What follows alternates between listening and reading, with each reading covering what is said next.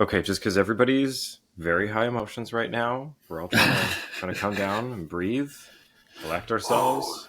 A lot has gone on. We're going to start with something completely non-related to hockey, just to, ooh, okay, because we always do. Tonight's no different. So this one is long enough that I had to just do it as audio, but that's totally okay. As long as you can believe that someone is actually doing Belief. This is some girl. You've probably seen this if you're on TikTok, but this is new to us. This is a girl doing imitations of a seagull, and it's scary accurate. Seagull accent challenge. So number 1. Number 2.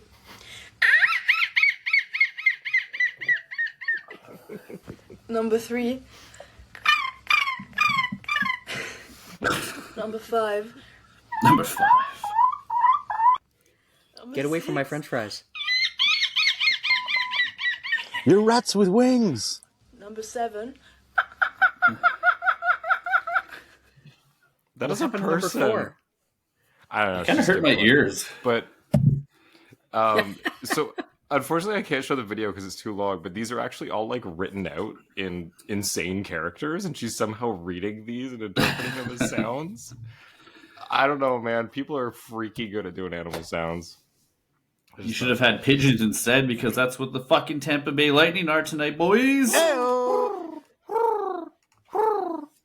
Bye. That was Matt Martin, wasn't it? That video where he goes, someone does that like, caw, caw.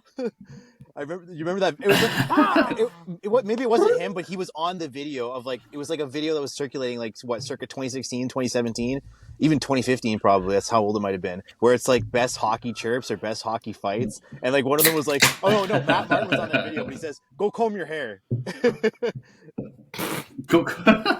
Go dye your hair. I think that's what it was. But it was something stupid like that. But that was so funny. That whole, go look it up. You haven't seen it. Like, I'm sure everybody has. But yeah, best hockey chirps. This has got to be like an old video now. Like almost fucking 8 years ago. So before we jump into this, it's birthday week all around. Happy birthday to viewers of the show here. Happy birthday to Cali Cartel, longtime listener and Discord member, friend of the show. Happy birthday to Biehn, and happy birthday to Darty Brodeur. Like, everybody's got birthdays this week. It's crazy. So, Darty, how are you celebrating? I went to Niagara Falls, and I did a little bit of gambling. And I'll let you know now that I didn't lose. I don't think I made money, because if you actually calculate the cost of driving to the Niagara Falls and then the hotel room and all that jazz and all the money I spent on food, I definitely lost money there. But when it came to actually gambling, I probably broke pretty even. So, I call that a win. Hey, if it's the cost of gambling, then it's fun and you don't lose money. That's what it's about, right? That's doing Anything pretty on top good. of that's a bonus.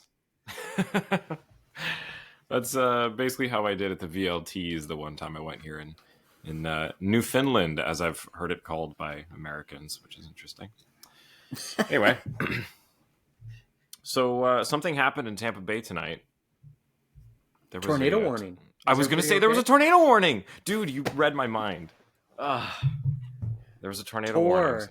Tor. Emphasize the T-O-R. Tornado warning. Yeah, because Toronto came through, and holy shit, guys, we're going to Toronto! Hi, this is Mike Ross, public address announcer for your Toronto Maple Leafs, and this is the Leafs Late Night Podcast, your post-game destination.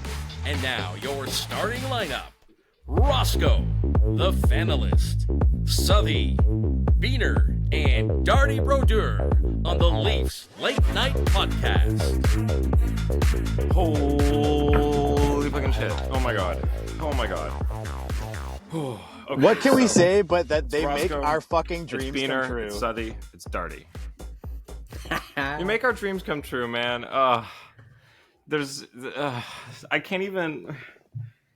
19 years, guys. Like, it's just. I was in. Darty or Roscoe wasn't even born then. Shut up. I was in 4th grade. Okay. I was in graduating 4th high grade. school. Yeah, I was. Yeah, I wasn't. Darty and I were like just playing soccer on the field and asking Dad what the score was the next morning because we couldn't stay up late enough. Like, But I can't.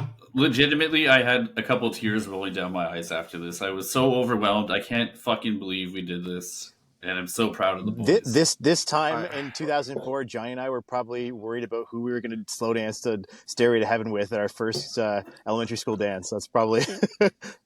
Whoa! You had I was dances in getting the grade bars 4? with fake ID. I was holding the bunny ears to the TV in my bedroom out in the country, watching Jeremy Roenick break my heart. Oh man! But like real talk, Darty, you had school dances in grade 4. Honestly, I can't remember when they first started, but I definitely had them. Like, if they weren't in school, I remember the community dances too. Like, they usually started around like grade 5, grade 6, right? So. Oh, you're from one of those places where there were just like the community ones outside of the schools that everybody goes to. Those were the real hype ones where people like start drinking early. Yeah. What, the Much Music video dance parties? No, I'm talking like there's some of those schools where you're not allowed to do any dances or anything, so it's like some local place that does them instead. I don't know about if there was like a community center or something. Yeah. Yeah, where there's like the school that's not allowed to actually have prom, so someone just holds it somewhere else and everyone gets trashed. Like, it's not fixing the problem. The school just doesn't want the liability themselves. 100%. Anyway, yeah, I still can't process it. Like, I watched it happen. The puck went in. Everybody celebrated, and I can't like. I don't even know who we're playing yet. I think that's part of it. It's just like, what is happening? This hasn't happened yet in my adult life. So what was all your celebrations? Sorry, like mine ran around the living room kitchen about 4 times, just couldn't breathe, screaming. What about you boys? Well, because I'm alone in Newfoundland, I called my girlfriend saying I can't breathe, and she was kind of confused because she knew I was watching the game, but like I don't think she got what was happening. She was a little freaked out. But then I texted my dad to when the Discord groups and everything, just everybody that I've been virtually watching the game with, just like just mostly mashing the keyboard because I couldn't actually get any words out. But what about you guys? I threw my hat. When Poppy scored his first goal, my cat was sitting beside me on the couch, and I swear to God, when I looked over, he was about 30 feet away from me. His ears completely back, giving me the stink Mine eye. too. Exact same thing.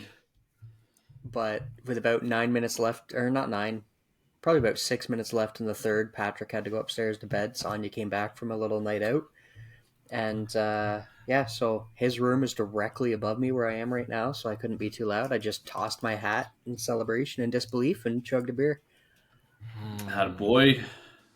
Yeah, so for first half of the game, I was at the gym, but there's a big screen TV that I was watching it on, and I felt like as soon as Matthew scored, I was pretty much gonna shout, but I was like, nah, I'm gonna bite my tongue. I don't want to be that guy. I don't want to be that weird old guy at the gym, just like just screaming on top of my lungs. So I just kept working out. But then when I got home, I had a little bit of daddy baby duty, and then my wife kind of passed out, so she was she was out of the picture. She wasn't watching the game, but we had a long weekend, as you know, of fucking gambling and Niagara Falls-esque stuff. So as soon I was sitting on the couch, and of all things, I was eating this. I was eating a cake that was definitely not Leafs colored. I was eating this thing that I wanted that was off of the back of a Heinz ketchup bottle called a Great Canadian Ketchup Cake.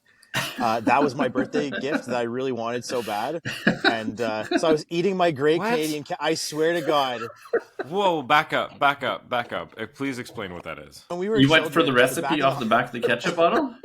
Yeah, so when we were children, there's always this recipe for a Great Canadian Ketchup Cake on the back of the Heinz bottle. And it just popped into my head. My wife was asking me for my birthday. It's like, what kind of cake do you want? And I was like, you know what? I really want the Great Canadian Ketchup Cake. Well, it took forever. We were thinking tiramisu. We were thinking like a cheesecake, like an Oreo cake or some shit, or like a, you know, my go-to is usually Homoka almond fudge. It's like this ice cream cake from Baskin Robbins, but I've had that every year my whole life. Damn. So I'm impressed they still make it. It's like the 90s like what do you call it? That cup with the weird colors is basically, that's like the same thing as the Homoka almond fudge cake. It still tastes like the 90s, but I've had that cake forever. So it's like when my wife asked me, what kind of cake would you like me to make you for your birthday? I was like, I was like, you know what? Great Canadian ketchup cake.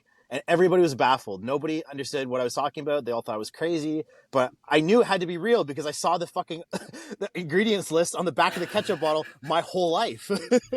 So it's so fitting for you. It was delicious. It's pretty much like a carrot cake sans the carrots, and I hate carrots like in carrot cake. That's like the one part of the carrot cake I don't like is the carrot.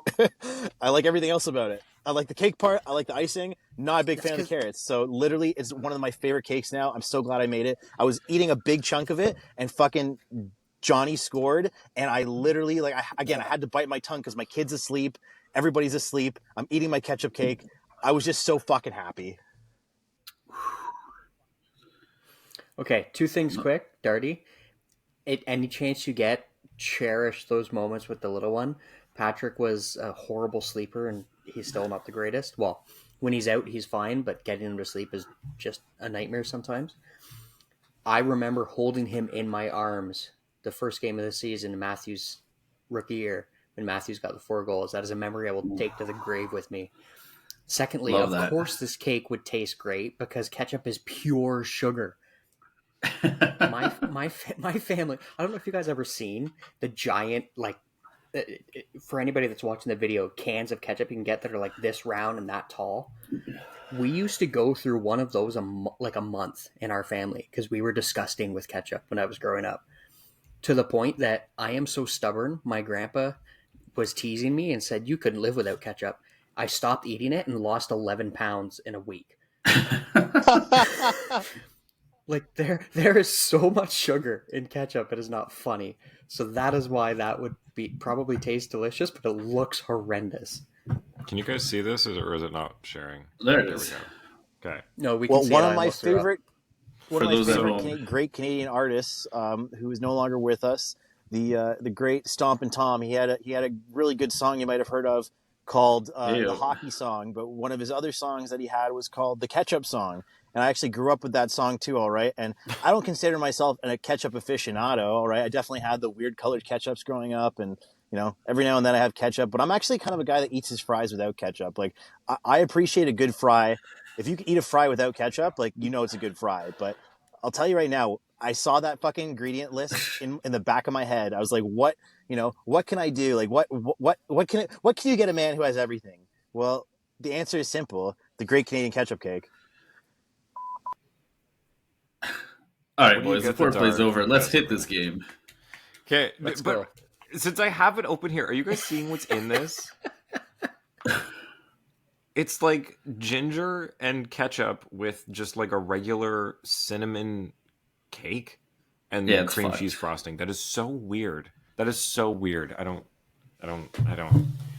Okay. So, first period.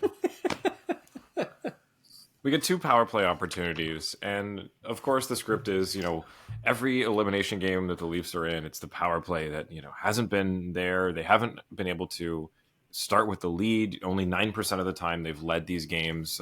It's just, everything was kind of laid out in front of them to change the script, and they couldn't in the first period. So what was going through your minds after the first 20 where, it's still 0-0, Lightning are controlling a lot of the game, but, 0 for 2 in the power play. How were you guys feeling? I was feeling pretty good because you knew Tampa Bay was going to come out really hard. This is their home ice. Their backs against the wall. I felt like Toronto really did a good job of weathering the storm. Even like the power plays, like they had a lot of puck control. They had some decent chances. Obviously, they couldn't bear anything, but I was feeling better than I thought I was going to after the first period. Biehner? Honest to God, I felt great. I felt that despite what some of us on right now think, that they were playing a very solid, tight game. Defensively, I felt they looked like they were coming back for each other. They were playing as an entire team. Like, Yeah, the fact that Brody had the confidence when he needed to jump up and actually push the puck out of the zone because he saw his forwards were coming back for him. JT, Matthews, our centers were doing what centers were supposed to do. Yeah. They were coming back. They were supporting our defensemen.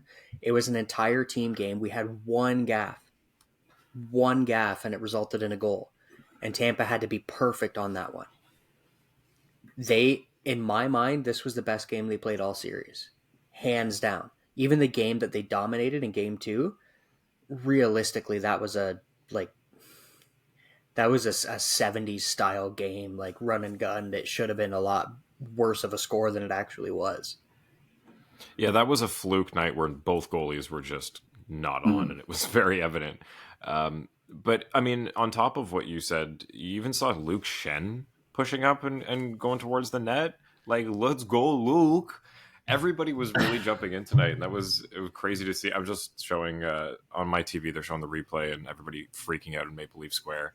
So it was, I mean, the first period could have been worse. Like, they could have come out of it, down 1 or 2 goals with how, I don't want to say slow, but it was probably about 2 or 3 minutes before the Leafs really started to get command again.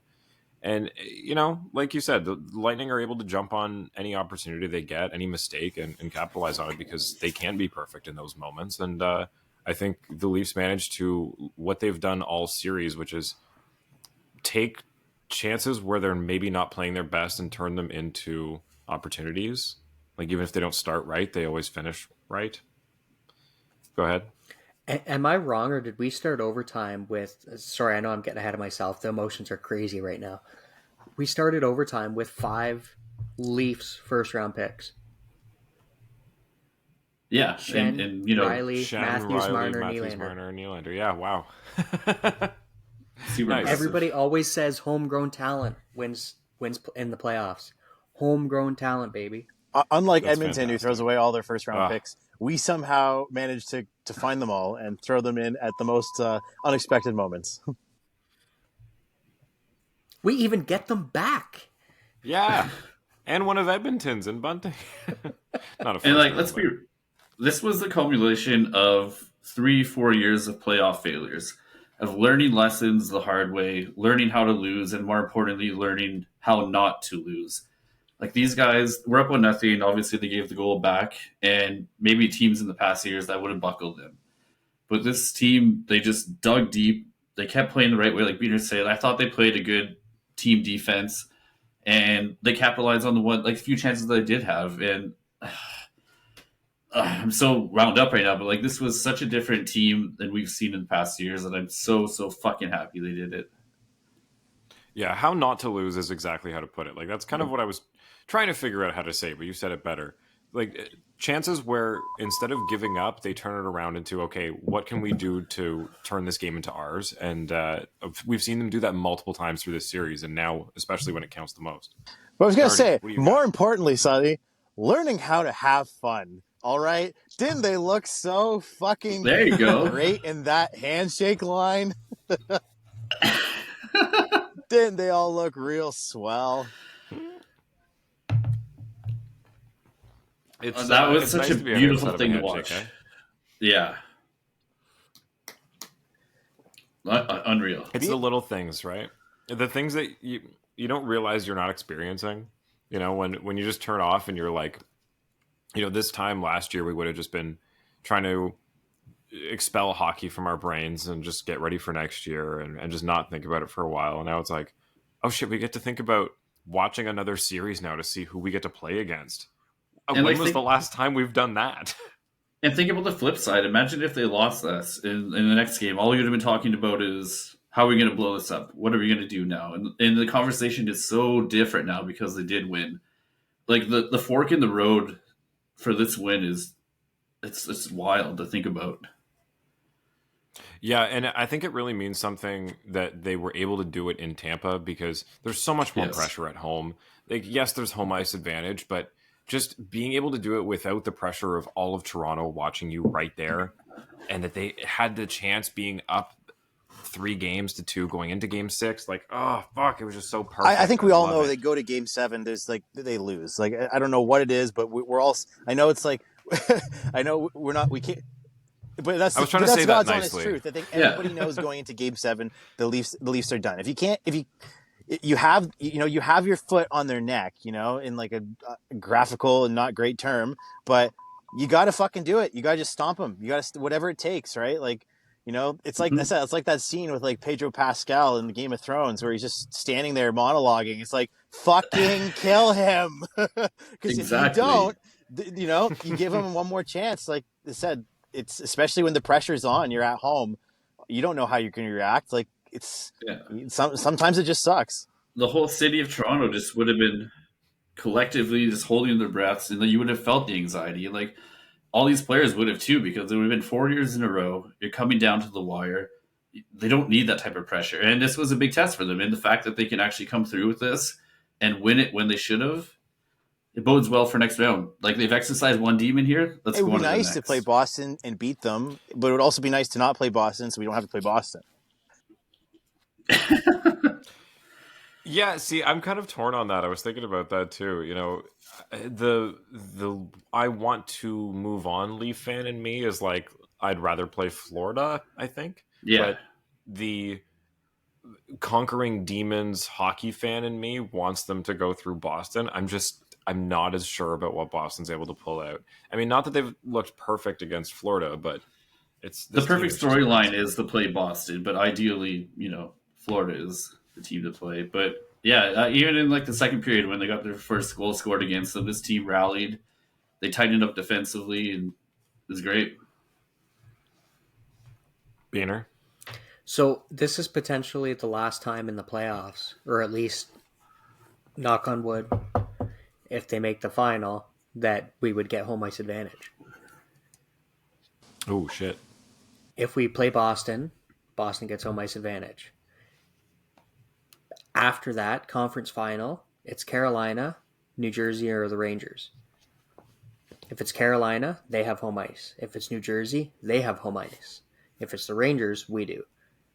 Mm-hmm. But it's all up in the air. If it's anybody but in the West, other than Vegas, we would have home ice in the Cup final, assuming. Did we even have home ice this round though? So not to poop on your point there, Biehn. I just feel like of course we did.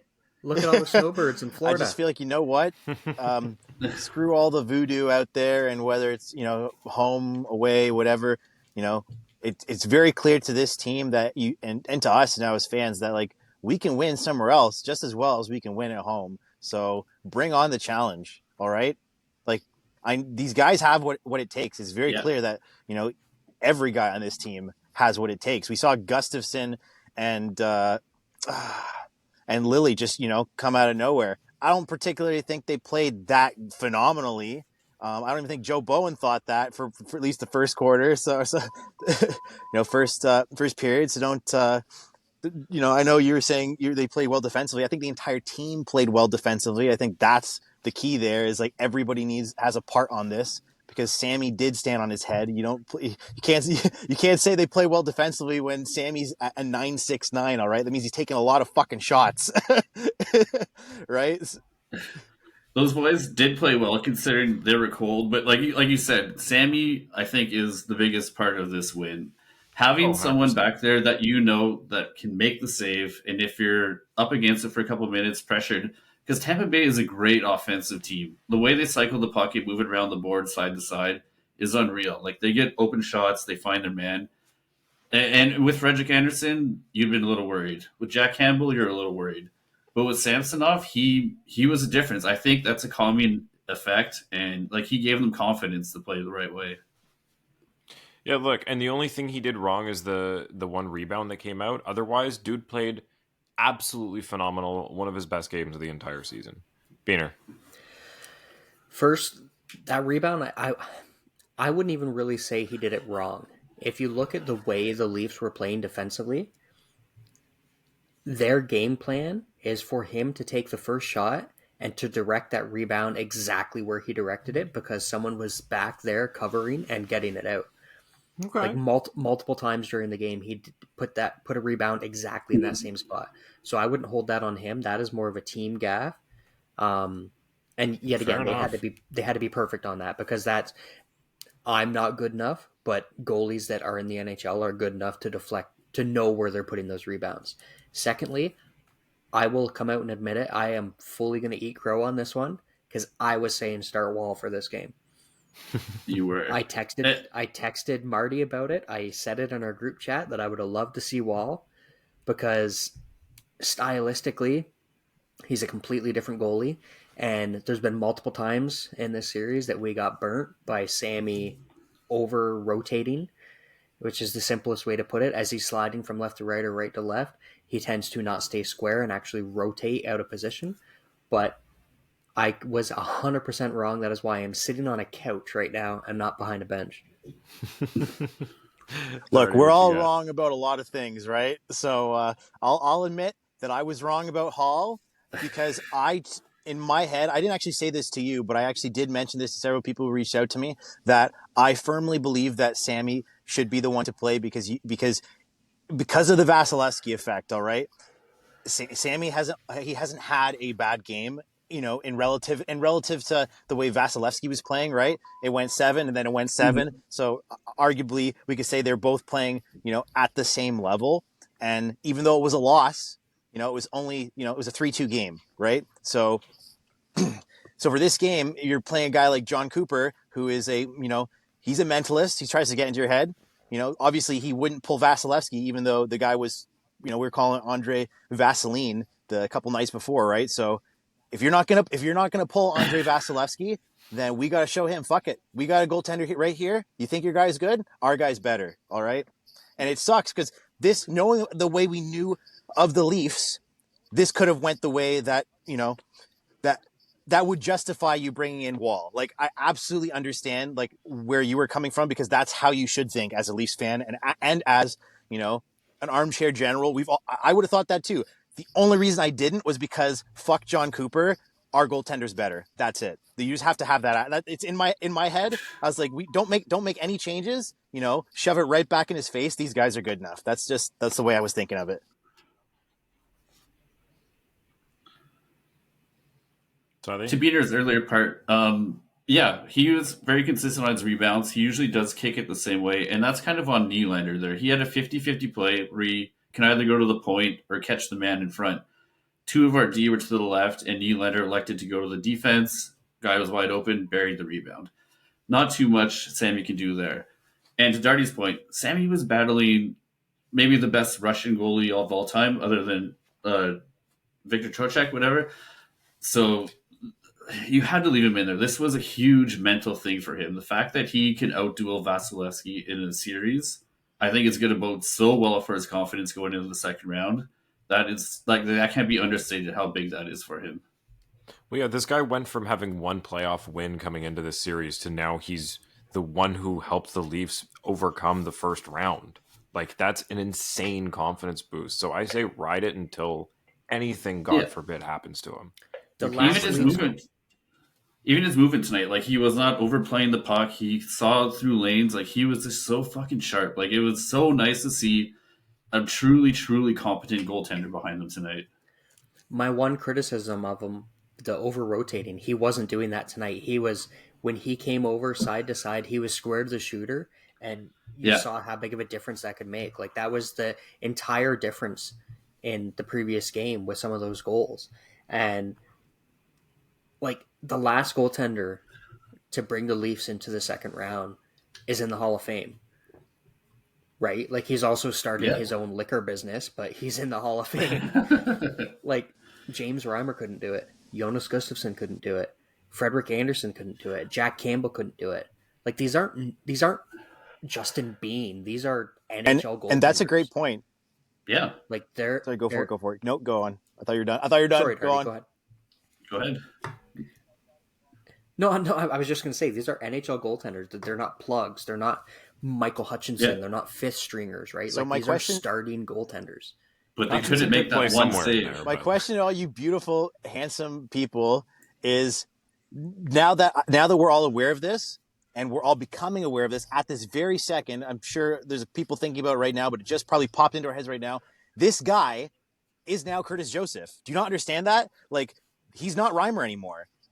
his elevation now on goalie, Leafs goalie hierarchy, he's nose with fucking Joseph now because no one else has done this.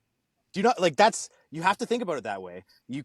Sammy is now better than every single goaltender we've fucking seen since Ed Belfour. And Ed Belfour again, like he's he had his own history besides the Leafs, right? Like it's crazy to think that fucking Samsonov is now that guy, whether we like it or not, just because this is where he was, right? Right place, right time, right fucking attitude, and he's the guy. It just I'm not trying to boost his ego here. The last 30 years, there's Felix Potvin, there's Cujo, Belfour, and now Samsonov. Yeah, I had to make you guys aware of it to think about it that way, right? Because he is this generation's Cujo, unless something crazy happens now.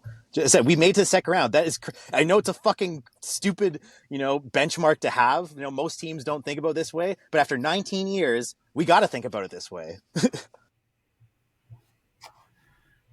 Did you see his face in the national anthem too? Like that guy was locked in. This guy, he was not losing tonight. It was evident even before puck drop.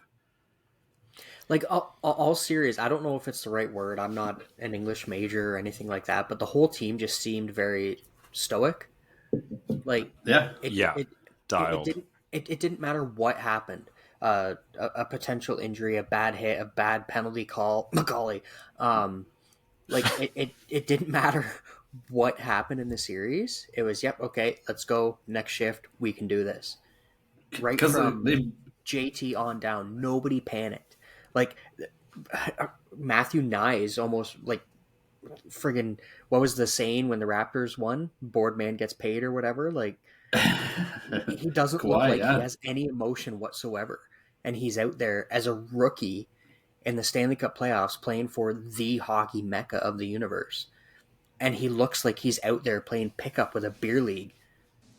Yeah, I was going to say, Nyes, that whole thing he had along the boards there where he just battling against two Lightning to come up with the puck still in the offensive zone there. It was like, oh, this guy played 3 games before the playoffs with this team. Like, everybody was worried about, is he going to fit? Has he had enough time to click? This guy's he's a beauty. And I think because of the locker room confidence, like I said, these guys have learned not how to lose. And they carried that into this game. So no matter what, like Peter's point, no matter what happened tonight, these guys are not going to get rattled by it. Get a goal score on them, that's fine. They're going to come back. They know they're going to get their chances. And they close it out for the first time. Like, it took us a long time to get to this point, but we are finally there. Like, this team is where it should be, where we always thought it would be. Yeah, it was a combination of being tired of losing and finally having a core together, everybody healthy, and the right pieces to really take healthy the edge. Too, yeah. You see, like you were saying, the stoic look on Matthews and Tavares and Marner and Nylander, just like they were not leaving to go back to Toronto to play another game. Like, that was not happening. I love these guys. Who else looked kind of good? Bunty looked good tonight. I thought they gave him a good boost. He had a lot of energy. He was a great energy player tonight. He kept his cool. He was reserved. I really liked his game a lot tonight too.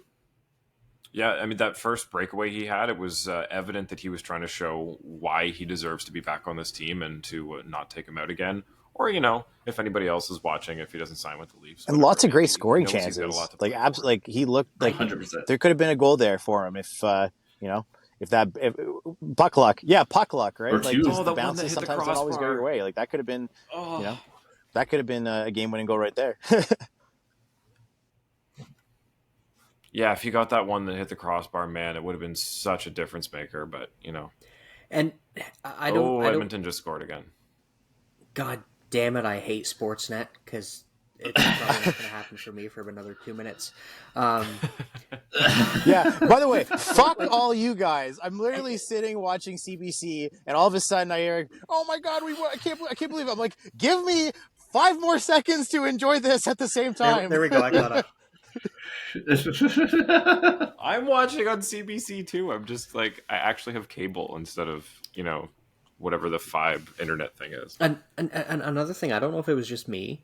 Did anybody else think that Brody was not letting the Leafs lose tonight? He had his best game by far, hands down. A couple times in this series, and we've had a complaint from a fan, I'm not gonna mention a certain player's name, but has left Brody kind of out to He's dry left himself out to dry too, okay, Biehn, all right? Like, Brody looked a little nervous out there tonight as well. He had a few bad games. Ding, ding, ding. Well, I don't think so. He was scrumming it up. Like, he was doing everything. Go ahead, Biehner. No, sorry, Suthy. Doesn't matter who was out there. Kucherov, Stamkos, Cirelli, Point. Like, he was on fucking fire tonight. Like, shades of Tim Horton or Bobby Baughan or, like, any of the shutdown D, like, any defenseman going back in time, like, Selming, Turnbull, like, any defenseman you can think of when you can think of the Leafs having a big game. Like, Brody was on tonight, man. Yeah, there was a few times where the Lightning were breaking out, and you just see him closing the space. It's like, oh shit, the Lightning gonna. Oh, never mind, they got no open shot, and now they're behind the net. Like, he just completely cuts them. It doesn't matter where he was coming from on the ice. He just gets exactly where he needs to be to where there's no shot for them. It's amazing. And he stood tall in front of the net too, like he was scrumming it up. But one of the things that really stuck out to me tonight is when it really mattered most, our captain John Tavares, he came through. He was circling around the blue line, made a bad pass, managed to skate fast enough to catch up to it, and he was the one who put this away. I thought it was so fitting that he was the one to score this. Whoa. Suthy, we were told before the start of the season that Tavares was washed up, that he couldn't skate. Yeah, well, how did he skate fast enough? Come on. He had a couple shifts where he was really hustling, but he is a little slow-footed. But like he was fucking fast on that shift. Like he came back, got his pass, and he was the one who made it happen. Like everyone says he's a bad leader. He's not our captain. This fucking guy is our captain. You know what makes up for slow skates? A big brain. That big sexy guy and good hands. CJs when he was a fucking kid. You don't, when you're smart about how you move, you don't waste strides. You don't take any steps in anywhere you don't need to be. So yes, he may be slow, but he's only going exactly where he needs to be. He's never out of position, and he's never wasting a stride. And you know what? He is a fucking. Some people were saying. Some people said that. You know, that John Tavares. You know that John Tavares guy. Like he just doesn't get enough credit. I've often heard that. John Tavares is underrated. Haha. At TML Fan and Van. That one, actually. What was the bunting one at the beginning of the season? Oh, man. Somebody help me. The old tag you used to have. Everybody's muted. Just leave me out to dry here. But old tag Marty used to have? Yeah, the bunting one. For bunting? Yeah. I remember Tavares bunting. What was bunting? It was like the first one when. Just need a call in from Marty right now. Long distance call from Vancouver to sort this one out. Yeah. You want me to call him? I got what is it? Sadly, we gotta do it like what is it? Who Wants to Be a Millionaire? Phone a friend. Yeah, phone a friend. Actually, I should start calling my dad on for the show. That'd be funny. Just like, hey, you're live. Just get takes. We could actually do that. People could. Yeah, call but last in. time he called you, he was like taking a whiz, right? Like, was that? No, he just told me his take came to him well. Here I was, horn in hand, and I thought, man, that Kerfoot guy. Nice. Yeah, pretty That's much. like the most drunk Canadian thing. Exactly what he told me. like guy at bar Beam, you know. Oh. Biehner, don't look yet. I mean, look now. Okay, where were we? How to win game? Also, the one thing I wanted to say, Morgan Riley, by the way. Yes, I don't think he's slow. He's like one of the fastest players. Wasn't he like record setting at one point in the All-Star? He's fast as hell. Yeah, he's fast. Okay. You know where we were, Johnny? What? We've got Oh, I can do that here. Nice. I was gonna say I can do that. Love for it. Somewhere it's on. So, fun little fact. Fun fact. Every game that my girlfriend has worn my Matthews jersey, they've won. I'm bringing it out on special occasions, but this is my true good luck charm this series and in the playoffs going. That's sick. Just keep it up. I think I can just put this in the background. I'm gonna die if this episode gets taken down for fucking copyright infringement, like unintentionally by his like. We have can't be demonetized because we don't make any. So I have the text messages. I asked for permission and he gave it. He said, "Play it all." That's official. Hell yeah. So, speaking of traditions and superstitions, what are you guys going to do for round 2? Are you adding to what you've been doing, or is it like sticking status quo? Because I think I'm going to my go. friend's dad I was talking about, who's the Bruins fan, every round he would add a new jersey up hanging. So are you like putting more to this or sticking to it? Mine is, I think I'm going to go game 1, not let Kira wear the jersey, see what happens. If they lose, then I'm obviously going to pull out the big guns and have her wear it, but that's what I have going on right now. Biehn, what about you?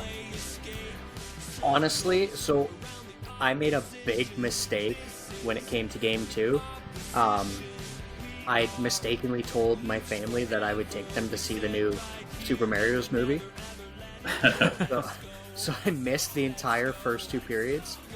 And in doing that, I was wearing what I'm wearing right now.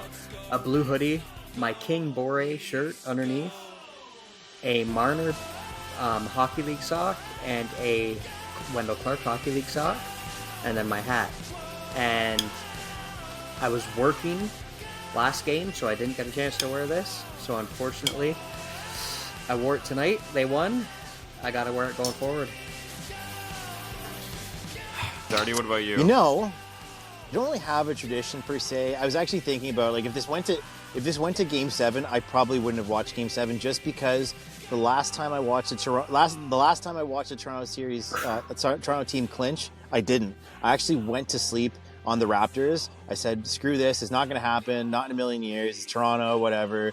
And I went to bed. And then I remember waking up the next morning and just like the first thing, like, you know, on my phone was the video of the shot, and I just kept watching it over and over and over. So that's how, like, for me, I was like, you know what, if we didn't win tonight, like, I got my Darty hat right here. It says, it's a Leafs hat that says Darty on the side. All right, I've been wearing that, been repping it pretty much all the time. I've got a couple of Leafs hats.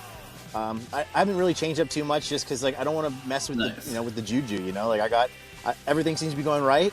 I'm not really changing anything too crazy. But yeah, if it went to 7, I wouldn't have watched the game. I swear to God, I would have just I wouldn't even come on unless the Leafs won, and I would have told you this story the same way. Like, because there was nothing more weird than that feeling. Like I said, when I woke up, it was a beautiful morning. I was like, checked my phone, and this it just felt like a miracle. I was like, no fucking way. And like, look, right now, like I said, like kind of the same consequence, right? Like with it, it's just. I guess we don't really have the shot moment per se of the bouncing, but like fucking Johnny T, right? John Tavares underrated. Like the guy's our captain. The guy is our fucking captain. There's been a lot of things said about him, but he's our fucking captain. He took us to the promised land. You know, obviously the young man Poppy Matthews. He's a leader. He took the first step, but you know, John Tavares walked through the fucking door tonight, folks, and this is, you know. There's going to be a lot of feelings. There's going to be a lot of emotions. There's going to be a lot of things said by all of Leafs Nation, you know, from the pundits to like bums like us or myself. I don't want to include myself in that, but include you guys with myself. You guys are great. But honestly, man, it's just, this is next level. I don't even know how to process it yet. JT wore the pajamas so that we could all celebrate, boys. Oh, fuck. And back to tradition. Steph will like this. Sorry. I shaved my face after Game 5. So I like to believe that was a difference maker. So, sorry, Johnny. That being said, I shaved the grubby neck off. I still got the face going, but I had to trim up the neck. I got to do that. Yeah. If they lose a game, you can do a little trimming. You can't shave it all off, but you can do a little trimming. And to Darty's point earlier, this was Matthews' series, right? Like, he came out. How many fucking points does he have this series? In the big moments, he scored the goals. He came to comeback in Game 4. This was, I feel like, his coming out party in the playoffs. Oh, hell yeah. What does he have, 5 goals now? 6? 5 goals, yes. 5? That's, like, the thing that we said needed to happen is the Stars on top of everything, goaltending, defense, all that obviously needs to happen, but the Stars need to show up, and they have all of them, right down to Morgan Riley with 3 goals in 3 games. Like, yeah. Oh my God. He played big boy hockey too, like solid defensively. He was always there in the defensive end. He was roughing it up. He was hitting. He's what we always thought he could be in the playoffs. He was just electric. Hell yeah. For superstitions, I have a button for that, don't I? It's a stupid superstition. I've been wearing my Mickey Mouse sweaters. I have like 3 of them, and for some reason I've been just coincidentally wearing them during games, and I've noticed they win when I'm wearing them, so I'm gonna keep it up. Did you shave before Game 1? Yeah. Oh, okay. Nice growth. You can't say you shaved before Game 1. You were not skin. Okay, it wasn't skin. It was an electric razor with the fucking lowest guard I have. Beard. I was gonna say, that's a nice beard. Now you can't shave. You gotta grow it completely out. Biehn out here gatekeeping it doesn't shaving matter. now. It would have grown the same anyway. Oh, me and Biehn are keeping notes on this shit. That's because I can't grow facial hair for the life of me. Same. Like I said, I could have taken the guard off, but I'm not doing that. I wasn't sure what the rules were, all right? Because I came playoff into beard. episode 1 of the playoffs with you folks, and everybody was shaved. Even I remember Johnny. He didn't look that scruffy as he does now.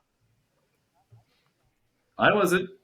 Or maybe like I do No, we can recall go an back episode where and everybody watch looked the like they were tape, pretty like- cleanly shaven except for me. So I was like, wait a second, was I supposed to shave before the playoffs? Because like I don't know what the rules are with that playoff beard bet. You just have a beard. I've been growing this thing since the whole fucking season. I have trimmed it many times, but I figured for the playoffs that I wouldn't trim it except for lining it up every now and then, just because I don't want to look too like a wild man. But I'm not going to shave it at all. Like I said, I get my Phillips razor every now and then, and I bring it back down to like a 7 or so, whatever that means. I think it's like maybe half an inch. But now I'm leaving it. All right, it's going to continue to get feral as long as these Leafs Got it. Keep moving on. Don't touch it. So, you know what? Just for you guys, for next episode, I'm gonna pull up a screen grab from our first playoff episode, so you can compare what my beard was like then. I feel at this point, me and Biehn should compare who can grow the bigger beard for this playoff run. That's where the real intrigue is. The only thing I gotta say is I have to keep the neck a little at least trimmed. Doesn't have to be shaved. Veneered. But the neck just gets disgusting. Oh yeah, mine too. I gotta do that. No, Biehn, you don't touch it. Oh my god. Let's see who can do That it. being said, as our good friend Marty says, I cannot influence the game. I cannot influence the game. Whether I shave, I don't shave, what we wear, what we don't wear, it does not influence it. But oh my god, does it help with some level of our own anxiety? Of course.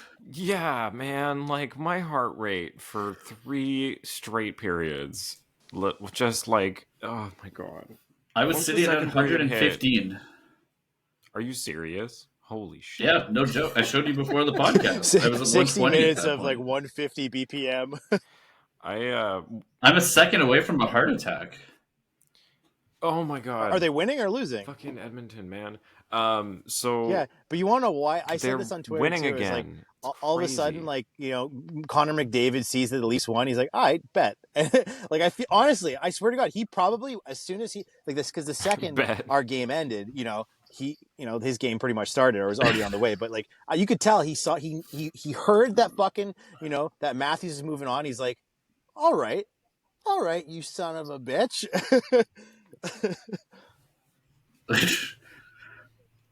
Yeah, his Watch thoughts is this. Matthews can't win a cup in Toronto before he does. Oh, agreed. So he's got to continue. That way, at the very least, he can stop it from happening, right? Like, oh shit. Okay. So real talk. We talked about it before a little bit, but between Boston and Florida, what do you hope for? Think is going to happen? Combo I'm of the just two. hoping for a good game.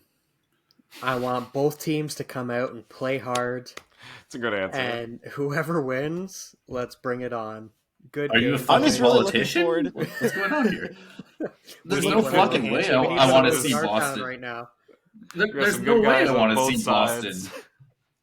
Florida's the team you want to play. Like, this is a Cinderella run they're on. If they can beat Boston, that's Okay, they're beating the best regular season team of all time, right? So I feel that that's their cusp. Toronto has a much better time playing Florida. Honestly, I said it before the playoffs even started when we did our predictions.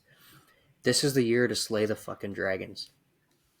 But if you don't have to play the Dragon, yeah, but it's out of our control. So honestly, I don't want to. And yes, I just finished saying we can't influence the game.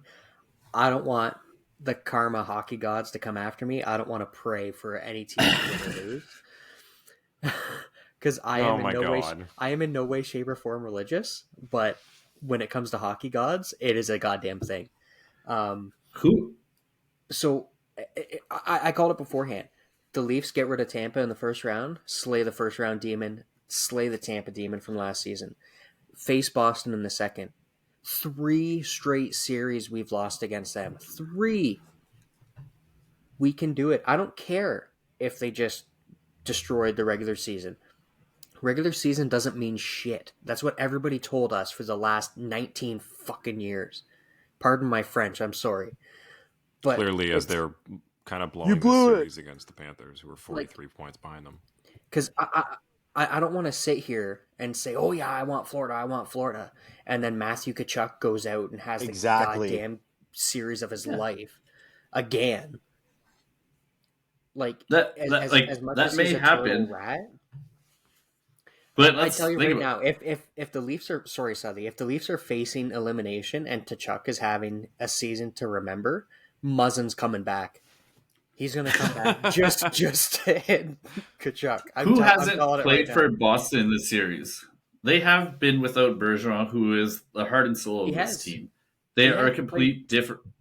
Yeah, but for the most part of the series, right? So, as much as I agree, like me and you, we had the same exact picks almost every single round, down to the game, everything. And I agree with you, and we've said this in the preview too. If they can beat Tampa, that's one demon. If they can beat Boston, then that's a whole different thing, right? Like, they exercise all their demons. But if they don't have to play Boston, and as Johnny asked, I would much rather face Florida. I have to agree, because I think the depth of Boston is a lot less manageable than just handling Matthew Tkachuk. Like, you can figure out how to shut down one guy a lot easier than you can, this really powerful Boston team. And one small other little point is maybe they don't have to fight those old playoff demons. If it's Florida, it's something entirely new that this team has to face. It's not going against the past anymore. But there's so many, and not that I really care, because in the long run, if the Leafs do win it, then nothing else is going to matter. But goddamn well, if the Leafs play the Panthers and they win and go to the conference final, everybody and their brother. Friedman will be the first one to say, well, they didn't have to play Boston, so, I wouldn't... Ryan Whitney does, all right? Like, and that's all that matters. No, I know. But you know what he's upset about is that nobody bought any of his goddamn jerseys. I haven't seen Pick Whitney. No signed jerseys from him, yeah. In a long time. I was going to use some archaic phrase. You play the team that is in front of you. Yep. So tomorrow, I'm just hoping for a good game. Everybody gets out of it healthy, and we'll go on to round 2. Maybe that's the point, too. Like, it doesn't matter who they play. If this team is who we think they are, then it really doesn't matter. It doesn't. It would be nice to embarrass the Rat, though, would it not? Come on. It really would be. Muzzin already did. I was Or are you talking talking Marshawn. Marshawn? And anyways, Brady's better. You know it. I know it. No, we're talking about Chuck. Then Marshawn? Oh, okay. Yeah. Talking about the Turtle Brothers. Gotcha. Speaking of Mario movie. Who would you want to see, Johnny? What's your take on this? I like for a matchup. Yeah. Yeah, I mean, I would rather see Florida. Alex Lyons had a pretty crazy run, and Bobrovsky coming back, it just has been a little freaky to watch. Allmark being shaken, there's questions about do they switch to Swayman. I think the fact that the goaltending is in question in Boston makes me lean a little more that way. But I feel like the demon thing and getting in their heads makes me lean towards Florida. So I think it's really up in the air. I mean, the fact that Florida's coming back against Boston shows that, Florida in playoff mode versus Boston in playoff mode is a whole different thing than the regular season. So it kind of is a wash right now, but I don't know. I'm leaning either. I got arguments either way. Biehn, what do you think? With regards to goalies, I know we just slayed the one demon. We eliminated Vasilevsky. Who eliminated Tampa when they had their record-breaking season or record-tying season? Sergei fucking Bobrovsky and the Columbus Blue Jackets. I am not afraid of Linus Ullmark and Jeremy Swayman. As far as I'm concerned, they have Biehn and Darty in net. Like, honest to God, I don't care. You know what? He can win the Vezina. Doesn't matter. He had a spectacular season until he does it for 4 or 5 years in a row. I'm not intimidated by that. Sergei Bobrovsky potentially eliminating 2 of the best regular season teams that we have seen in our lifetimes, that kind of intimidates me, despite he did taking care of Vasilevsky. He did get a $10 million contract for a reason. Right? Like, and he's a veteran in the playoffs, and Alex Lyon had a insane. Yeah, he basically won fantasy for me. Eighth of the season that he was playing there, and he's been riding it into the playoffs. Yeah, like the guy's been crazy. It's like the goaltending is what scares me, and Matthew Tkachuk. Outside of that, there's a couple defensemen there that I think might have the edge over Boston. It's the forward depth and the demons mentally against Boston that worries me. Okay, start one, bench one, cut one. To finish this off, we got Cola, Ginger Ale, and Sprite / 7-Up. Gotta start ginger ale. I don't care what anybody else says. Wow. I don't care what anybody says. Doesn't matter if you're looking for something refreshing on a hot day. If you're sick to your stomach as a kid watching Price is Right and your grandma needs to bring you something to drink, it's ginger ale. Oh, that's a vibe. Right? Ginger ale. Every single occasion, you can throw rye in it. You can throw vodka in it. You can throw anything you want in it. All right, Biehn, I'm already sold on the product. All the way. I don't care about the other buy two. the ginger ale. God damn it.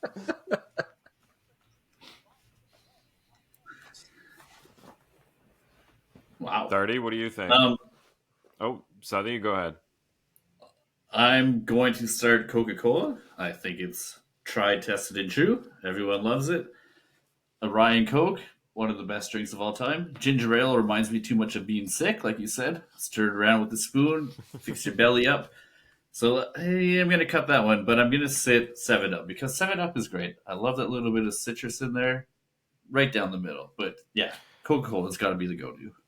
Oh yeah, Biehn, you didn't sit and cut one. Oh, you said it doesn't matter. That's because doesn't matter about the other two. Ginger ale all day. So the other two are just Hollands are, okay? Like that's it. Okay. Benching 7-Up, cutting Coke. Oh my god. Okay. That was good. That's good. That's good. What do you got, Johnny? I am going to see, if you asked me when I was a kid, I probably would have started ginger ale because I grew up in. Sorry if my parents are watching this. So if we asked them at the start of the season. Oh, fuck you. So I grew up in one of those houses where it's like we can't have pop, but ginger ale is okay, even though it's not real ginger and there's still sugar in it, and I don't get whatever. So we had ginger ale, but not Coke or anything. So I didn't grow up drinking Pepsi or Coke a lot. So I would have probably said ginger ale then because I didn't really like. It was one of those things as a kid where like I don't drink it, so I don't think I like it. Now, as I sit here with an empty can of Coke in front of me, I'm going to start Coke because the same reasons that Biehn said, get it in a glass with some ice, like with some fries and a burger, or like, get some rum in there, or even, I don't know, there's all kinds of shit you can do with it. I think it's good. And then I'm going to bench ginger ale and cut Sprite / 7-Up because I'm a soda water, club soda kind of guy. I don't like the sharpness of 7-Up and Sprite. It's a little too sweet. Well, Adam, yeah, an hour and approximately Darty, 24 seconds in, someone's going to be able to clip Johnny saying he's going to start Coke. So,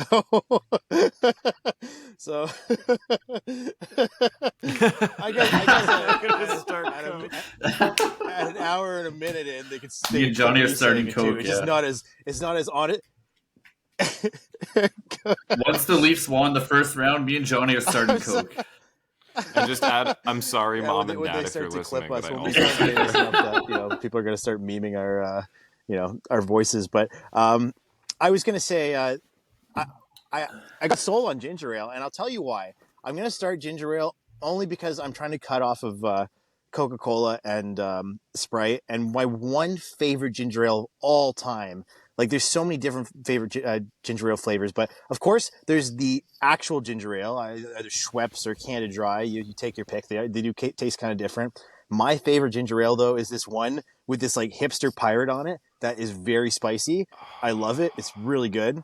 It's probably because it has real ginger in it, but I love that fucking thing. What? It's pretty sweet though. Like, but here's the thing. So if you Canada Dry ginger ale, pardon? It's really good. You'll see it in the stores. It has this hipster tattooed pirate on it. I can't remember what it's called though. It's like Bermuda ginger ale or something like that. Something. It's really good. But I'm a Canada Dry diet ginger ale. But sometimes they used to have a flavor that I really liked that was diet too. It was like green tea ginger ale. It was my favorite. I absolutely love it. That or when the holidays come out and you get the cranberry ginger ale. Oh man, that like. I'm in love. Oh, cranberry ginger ale is good. I didn't think of that. By the way, is it this? Yeah, there you go. That stuff's really good. Great and it's Jamaican spicy, I swear to God. Ginger beer? It's not like... Spicy ginger beer? Okay. Okay, but that's spicy ginger beer. That's not ginger ale. Yeah, but I just drink it straight. Is that like for a Moscow Mule? Yeah, exactly. That type of stuff? Oh, attaboy. The real question is, why is not root beer in here? Or Coke Zero? That's the go-to. Okay, I mean, we could throw root beer in. We just usually do 3, and I thought that was like a good, classic. No, I'm sorry. I'm cutting you off the knees. No. Where does root beer rank if we're ranking them? Where do you put it? In the Pantheon? Number 1. Root beer's in there before cola, but after ginger ale. Guys, I had birch beer. Love that gingy. I forgot to tell you guys, I had birch beer. They have it out here. There's some weird. There's some weird pops out here. So, okay, when you live on a rock in the middle of the Atlantic Ocean, you drink anything you can get your hands on. I've been eating birch bark all day. Okay, so you know how there's like the branded signs on either side of like convenience store signs and stuff, like Coke or Pepsi or whatever. Every single whether it's a little restaurant or a convenience store or gas station, whatever, every single thing has a Pepsi logo on it here. It's all Pepsi everywhere. And so Pepsi owns Crush. So they kind of have the stranglehold on pop on the island. There are flavors here that I have never seen before. So Crush is the one that makes this. It's not like, oh, some local thing makes birch beer. No, it's Crush birch beer. And it's only sold here. Like, they specifically make it for Newfoundland. It's fucking crazy. So there's there's Pineapple Crush, there's Lime Crush. There's so many weird ones. Like, it's wild. The lime one looks radioactive and tastes like Well, it tastes like fake lime with a bunch of sugar. I don't know. So I have a question for you, Johnny. You're out in Newfoundland, right? Yes. Have you seen the Dick iceberg that's floating around Dildo, Newfoundland? Oh my god. I didn't know there was a dick iceberg floating around it, but I did know there's dildo. Oh my god. Is that happening right now? Oh, yes. This is okay, a I thing. gotta go see this. Yeah, I Happy heard there's Valley a place Goose called Bay. Dildo. That's pretty funny. Welcome to Canada. So, birch beer, as I was starting on here, tastes like... As long as you don't say it tastes like a dildo. no, I please, forgot God. that's where I was going with this. So it tastes like... So it's pink like cream soda, and it comes in like a... imagine a crush can that you've had sitting... Like a cream soda or an orange one that's been sitting out in the sun so long that there's no color left on it. It's just kind of like that faded brownish. That is the color they've chosen for the birch beer can for some reason. It tastes like a combination of root beer and cream soda. I feel like that'd be fantastic. Yeah, it's really good. It's like cream soda with that kind of earthy, what's that kind of, whatever the taste of root beer is, like that Jägermeister kind of... You know what that root like? flavor? That licorice, yeah. That sounds like you woke up on your couch at 3 a.m. after a night of drinking, and there was 2 cans left on the coffee table. You mixed them together and you drank it. Yeah, I feel like that's what Pepsi does. Tastes and they like just slap when birch you beer spill on it. something on like your sweater as a kid, and you decide to suck it out of the sweater.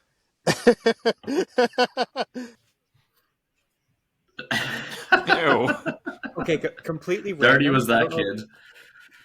I don't know if you guys ever had this happen to you. I was horrible for sucking on things when I was a kid. So like the strap for my bike helmet, like I would be riding my bike and the strap was in my mouth. So my mom, no. That sweet salt. my mom, her idea to try to get me to stop doing this, she soaked it in whiskey. So then she sees me riding my bike, now I'm an still alcoholic. sucking on this goddamn strap. Oh no.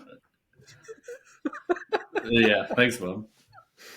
That's fantastic. You just reminded me of that, Darty. Like, it did not work whatsoever. All right, boys. I do have one question before we leave here to bring it back to the Leafs. If you can have Series 1 MVP, who's your pick? Short answer. Oh, I love this.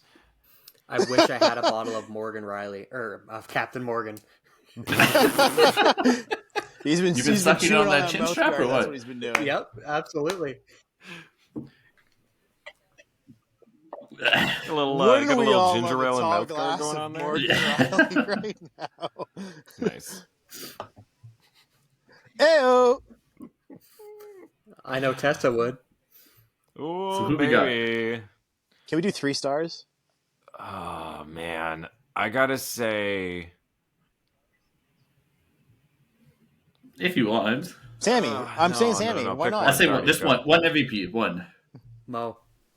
I'm feeling pretty good. Pretty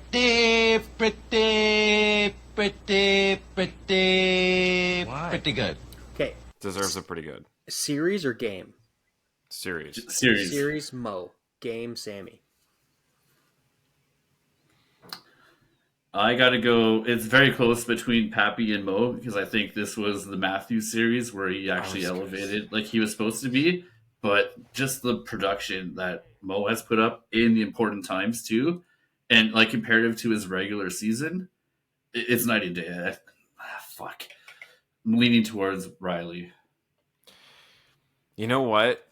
Just because it's like, not that it goes without saying that Matthews scores, but I think because of how much of a switch it is from how bad of a season he had, it's got to be Morgan Riley, just for how long he's been on the team too and how many losses he's been a part of, to just really put that all behind him and dig in and have We have to admit, I think I'm pretty sure everybody wrote him off. Like all of us on the show. I don't think there's one person who didn't.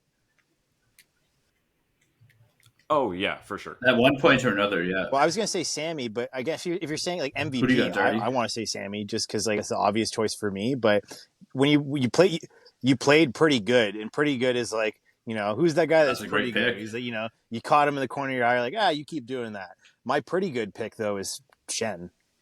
Like, he's a fucking grinder. He's a killer, and he made some dodo brain mistakes every now and then, but like that's what we expected of him. Like we wanted him to be a killer. Put Pat Maroon in check. Like, it goes without saying, if you play on the side of on that side of the law, you might get caught. So.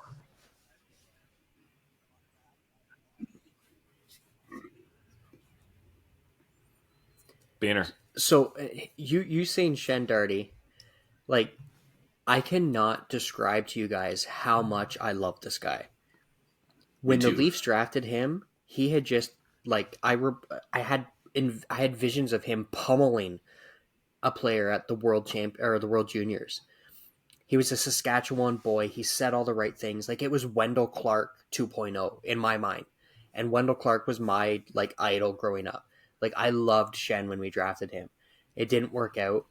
We got him back. Like, this is like the culmination of every single relationship, every girlfriend who's ever dumped you. Like, this is everything that has gone wrong in your life coming back twofold and saying, you know what? That wasn't you. That was me. You're a good guy. Like, and this is everything coming back full circle. I know I'm not making is that sense not right like, now. Like, I don't know if you're saying Wendell Clark just because he was like Wendell Clark when you drafted him, boys. or the fact that, like, is this not what happened with Wendell Clark? Like, Saskatchewan boys. They were. I made that connection because they were. I'm just saying Wendell came back too, right? Like arguably, Shen has come back in a much more impactful way. It can't I don't know. Again, I wasn't there to watch Wendell Clark the second time around.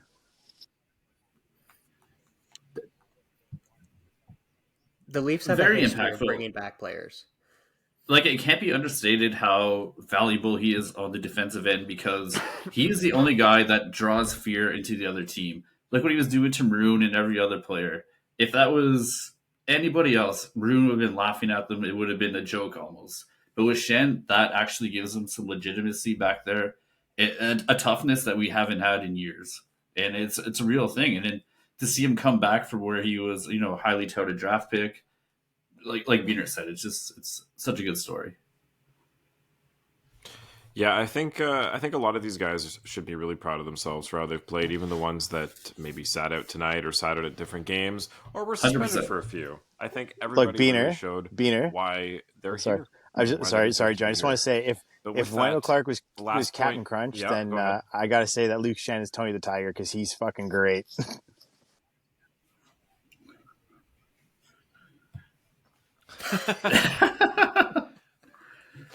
Okay, so my last question for you guys. Do you think that with this win, Sheldon Keefe and Kyle Dubas' jobs were saved? Yep. Dubas 100%. 100%. Dubas 100%. Keefe, maybe we'll see what happens, but yeah. I'm going to be silent. I'm going to be a contrarian, and I'm going to say no, because even if they lost, they weren't fucking going anywhere anyways. Honest to God, that's my thinking on Dubas. Realistically, if they lost, I could have seen them trading Matthews over getting rid of Dubas. As ridiculous as that sounds, I don't ever want to see that happen. I want to see him go down as the greatest Leaf ever. And that is saying something for people who know me and know how much I love this team and love the history of this team. But anything you could have asked for from Dubas, he has done. Keefe, we can negotiate that. But yeah, Dubas comes in, he works drafting first, and he's got to argue with Dinosaur Hunter and Dinosaur Lamoriello to start his career to get players in that have skill. Like, it was basically Brian Burke 2.0 with those guys. All they cared about was size and tenacity and whatever the hell other descriptive word you want to use. Like, they didn't care about skill because they didn't. And Dubas came in, he changed the culture, and he started from the ground up. He won with the Marlies. Like, as big of a history as this team has, the fact that the Marlies won a championship, that is huge. And he built from there and started up. Everybody wants to make fun of the Sioux Greyhounds, the fact that he has so many people there. Well, you know what? he had success with them. If you have success with a certain person or a certain city, franchise, whatever, you're going to want to continue that because it's familiar. And you know what? It works. When the team needed extra toughness this year, he went up and got it. Like, this team has a Conn Smythe winner that we went and picked up at the deadline for next to nothing. Like, we went out and got Ryan O'Reilly, who led the St. Louis Blues, the only other team that has not, like, that has been around since 67 that hadn't won a cup up until that point. He led them to a cup championship. Like, he is a gamer. And to top it all off, he absolutely hated playing in Buffalo, so it's just a win-win. Like, I as much as I've got a buddy who every single day he messages me, and every Leafs loss he messages me, this team is garbage, blah, blah, blah. Like, just the most negative person you could ever imagine. Because he would rather have Mark Hunter and Lou Lamoriello than Kyle Dubas. And I don't know if his mom didn't tell him that she loved him at night or what it was. But if you look at it, as emotional as I am, I do try to stay as impartial as I can, which is very hard considering how much we have invested to this team.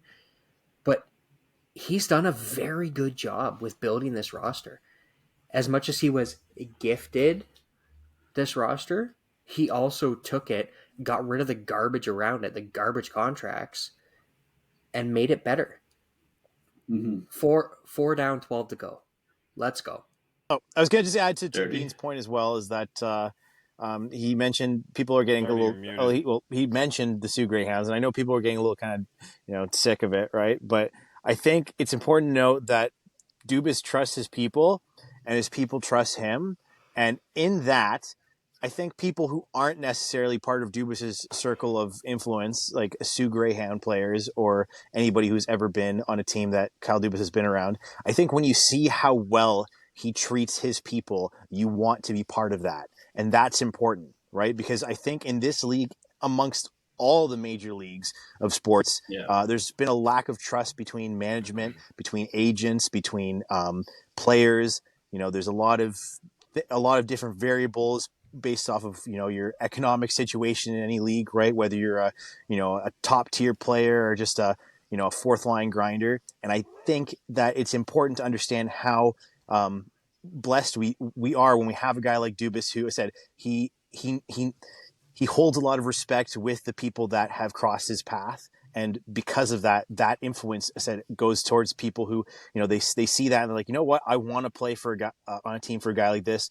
I'm more likely to take a cut or to take better team deals, because better deals for the team because of this guy and how well he treats his people, right? And then on top of that, when we're saying, I agree with the Behn's perspective, because of I saw Kyle Dubas as our Masai Ujiri, but when it comes to Keefe, for me, he's more of like our Dwayne Casey. And so like when I see Keefe, I definitely can see Keefe moving at any point in time. I know Keefe is one of his people, for Dubas, but there's a lot of great teams that could use a coach like Keefe. I don't necessarily think that even if we win this season, we keep Keefe, just because I still think there's only room to improve. I think maybe after this might be the might be the most that Keefe can get out of this team. I don't know.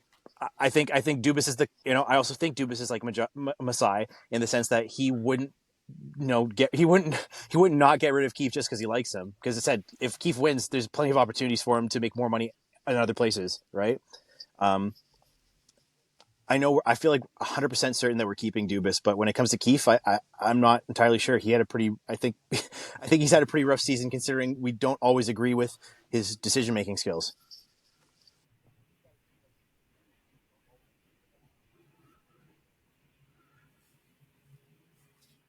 My last point on this is we're 100% going to keep Dubas, I think. Like, to Biener's point and to Darty's, what he's done with this roster is quite incredible in the last couple of years. And I think his main goal is obviously going to keep Matthews. And I think a conversation between him and Matthews will dictate what happens with Keefe. he's going to talk to the players, and if they feel he's the guy for them, then I think he will stay. And if not, then I don't think he's afraid to let him go either. That's a really good point, especially with all the contracts that need to be negotiated this summer. Exactly. Those discussions could, that's a really good point I didn't think about, is if Dubas asked them, does the coach have anything to do with your decision? If they all say that, we like being here, but maybe some of the decisions weren't great, then that could definitely influence it. They've hit franchise. Yeah, they've hit franchise territory where they have that type of right. And you see it a lot in the NBA and NFL as well. And I think that's going to what happens with the Toronto Maple Leafs as well.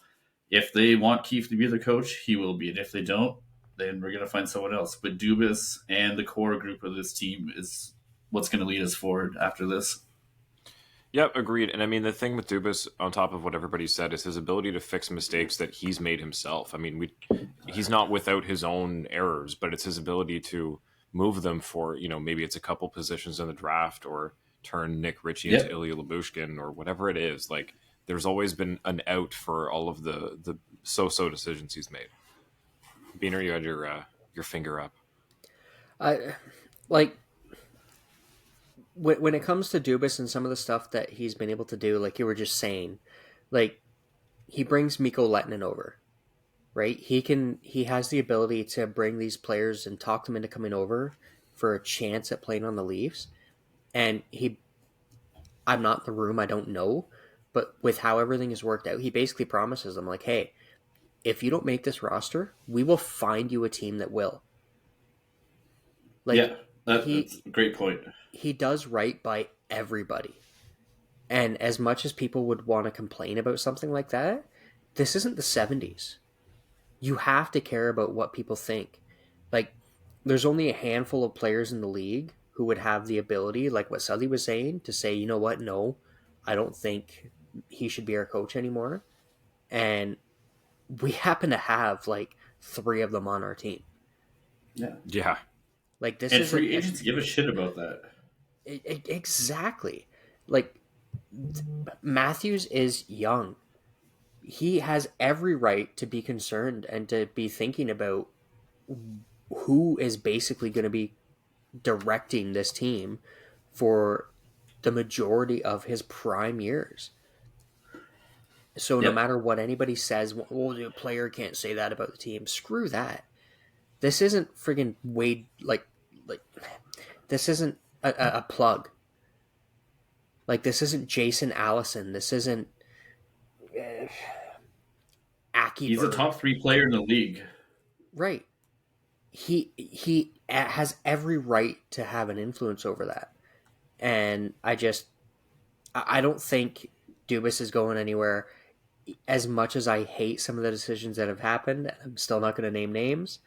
I don't really think Keefe is going anywhere, because he does seem to have the ear of a lot of these players. Even if you look at how they responded this year over, like, compared to last year, it's completely different. Like, look at the maturity in Marner since Keefe has been there. Oh, yeah. Like, this team has made some drastic improvements, and they're all growing together. And I truly do believe that you don't have to have been there and done that to be a good coach. Like, Gretzky was a horrible coach, but he was a hell of a hockey player. Keefe wasn't that great of a hockey player, but he's proving to be a better coach than Gretzky. Like, there's ebbs and flows to everything, and I'm happy, I'm ecstatic, we're full of emotions, I'm like 6 beers in, let's go. Yeah. Let's go. Round 2, baby. We don't even know when it's going to happen. Inside all of us, there's a little we'll Curtis preview the fuck out of it. Screaming. On this day.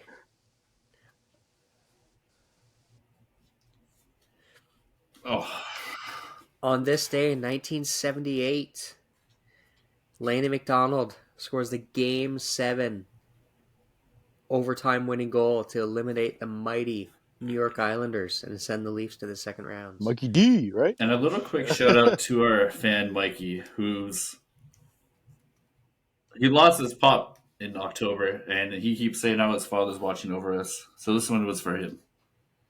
Oh yeah, man, and Mike, who was fortunate enough to to win some tickets to the game and go through a whole roundabout thing to get there. And just really happy for. Wait, so is this Mike the for my Fanatic, wife or being is this able Mike the to Fanatic? see the game and. All right, and see it I thought you were from talking there, about Mikey D. Shout out to Yeah. All right, sorry, my 100%. bad. Too many Mikes and Mike the there's always too Fanatic. many Shout out to Mikes. Exposed for Mikes that. and Daves and Tims and Phils. No, it's okay. No. Justin's. Yeah, Andrews. All right, boys. So Leafs moving on, Dallas moving on, Vegas moving on, and Carolina moving His neck snapped or Oh, something? and shout out to Cogliano. Get better, buddy. That's nasty. Yeah, man. Oh, fuck. Oh, yeah. Eberle Just hit the him. Is hard that like working out for player. next season kind of deal? Fractured Like, vertebrae. geez. Hate to see it. Like, Jesus. Yeah, 2 minute. I don't know, man. 2 minute minor. That's- No suspension. Just And I like Eberle too, but fuck. Yeah, just a bad hit. Bad look. A reckless hit. He wasn't going to injure. So but does it he was get games for reckless. that after? Yeah, exactly. Yeah. You think like after the is fact when they're going the to give him injuries a couple happen. games or no? Because somebody that hits people all the time knows how to do it. Probably not. No. It would have happened already. Yeah, it would have been called today for a hearing. Anyway, on a positive note, Leafs are going to the second round. We'll be back once we find out. Isn't who we're it playing crazy? to This talk time last about it. year we would not Cool? be back. Cool. Let's have a good, healthy Cool. game tomorrow, boys. Yeah. Yeah. We would see you in season This 3. time, this time last Yeah. year, Roscoe was sneaking away from work. I was just going to say, yeah. To try Me to and Roscoe join me on together. our We went show. to my apartment. Oh, no, I remember when they actually lost, I was walking around the hallways of a Steph and I school, were crying. like, on my headphones. I was with you. We were working. Oh my God, yeah. All right, boys. Let's go. Bye.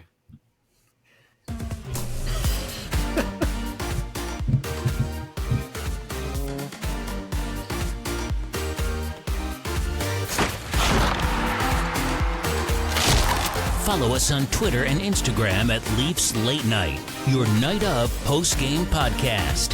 Available after every game on YouTube, Spotify, go Apple right back to where we Podcasts, Audible, started and from. more.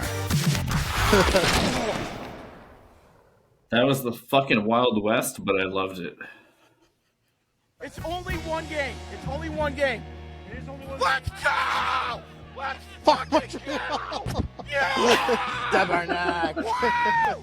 Oh, and fuck Montreal! Yes, Sika.